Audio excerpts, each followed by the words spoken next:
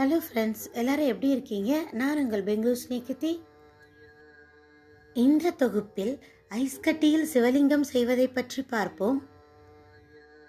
சிவலிங்கம் செய்வதற்கு 2 கிண்ணம் 1 டம்ளரில் தண்ணீர் எடுத்துக்கொள்ள வேண்டும்.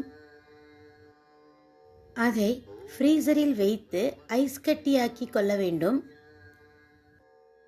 சிவலிங்கம் வைக்கும் தட்டிற்கு மஞ்சள் குங்குமத்தால் பொட்டுக்கள் வைக்க வேண்டும். ஐஸ் கட்டியான 1 கிண்ணத்தை எடுத்து தலைகீழாக கவிழ்க்க வேண்டும். பின்பு இன்னொரு கிண்ணத்தை இதன் மேல் நேராக வைக்க வேண்டும். அதன் பிறகு டம்ளரை இதன் மேல் தலைகீழாக கவிழ்க்க வேண்டும்.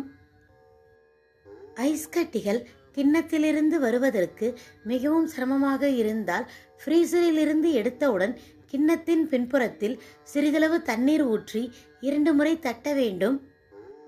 இவ்வாறு செய்தால் ஐஸ் கட்டிகள் மிகவும் எளிதாக கிண்ணத்திலிருந்து வந்துவிடும்.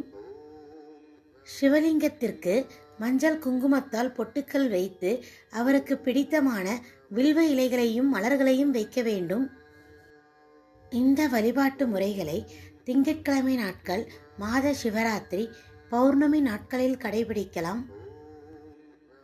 அவருக்கு விளக்கு ஏற்றி நெய்வேத்தியம் படைக்க வேண்டும்.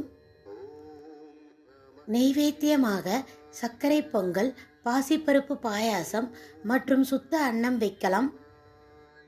இவற்றை வைக்க முடியவில்லை என்றால் கல்கண்டு அல்லது அவல் வெல்லம் வைக்கலாம். 108 சிவன் போற்றி மற்றும் சிவபுராணத்தை பாராயணம் செய்து தீபதூப ஆராதனைகள் காட்டி பூஜையை முடிக்க வேண்டும். சிவபுராணத்தை பாராயணம் செய்ய முடியவில்லை என்றாலும் ஓம் நமச்சிவாயா என சிவன் போற்றியை சொல்ல வேண்டும்.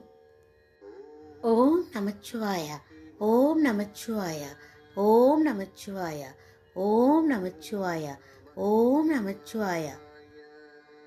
முதன்மை கடவுளான மகாதேவனான சிவபெருமானை வழிபடுவதால் நம் கவலைகள் எல்லாம் தீர்ந்து நம்முடைய மனம் ஒரே நிலைப்பாட்டில் அமைதியான முறையில் செல்லும்.